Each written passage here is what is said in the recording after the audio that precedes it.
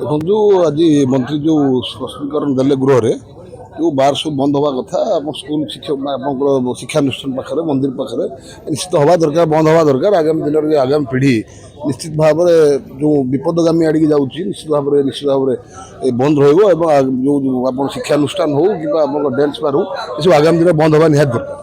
ସେ ମହିଳାମାନେ ସ୍ୱତନ୍ତ୍ର କେବଳ ମହିଳାମାନେ ହିଁ ନାଚିବେ ନାହିଁ ବୋଲି ସେ ଯେଉଁଟା କରାହେଲା, କାରଣ ଏବେ ଯେଉଁମାନେ ଡ୍ୟାନ୍ସ ବାର୍ରେ ନାଚୁଥିଲେ ସେମାନେ ତ ପୂର୍ବରୁ ବି ଆସିଛନ୍ତି ଯେ ବହୁତ ଥର ତାଙ୍କର ପେଟ ପଟଣା ପାଇଁ, ତାହେଲେ ସେମାନେ କ'ଣ କରିବେ?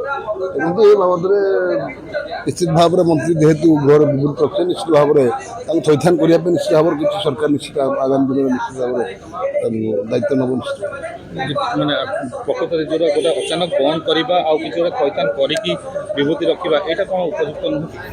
ନିଶ୍ଚିତ ଭାବରେ ମନ୍ତ୍ରୀ ଯେହେତୁ ମନ୍ତ୍ରୀ ରଖିଛନ୍ତି ଗୃହରେ ବିବୃତ୍ତି ରଖିଛନ୍ତି ନିଶ୍ଚିତ ଭାବରେ ମନ୍ତ୍ରୀ ନିଶ୍ଚିତ ଭାବରେ କହିବେ ସେ ବାବଦରେ ନିଶ୍ଚିତ ଆମର ଦାବି ରହିବ ତାଙ୍କୁ ନିଶ୍ଚିତ ଭାବରେ ତାଙ୍କୁ ଥଇଥାନ କଲା ପରେ ନିହାତି ଦରକାର। ସେମାନେ ଯେହେତୁ ତାଙ୍କ ପେଟ ପୋଷଣ କାମ ଯେଉଁ କରୁଛନ୍ତି ନିଶ୍ଚିତ ତାଙ୍କୁ ଥଇଥାନ କଲା ପରେ ନିଶ୍ଚିତ ଭାବରେ ତାଙ୍କୁ ଉଚ୍ଛେଦ କରିବାଟା ଠିକ୍ ହେବ। ଡ୍ୟାନ୍ସ ବାର୍ ବନ୍ଦ ହେବା ଦରକାର ନା ନାହିଁ?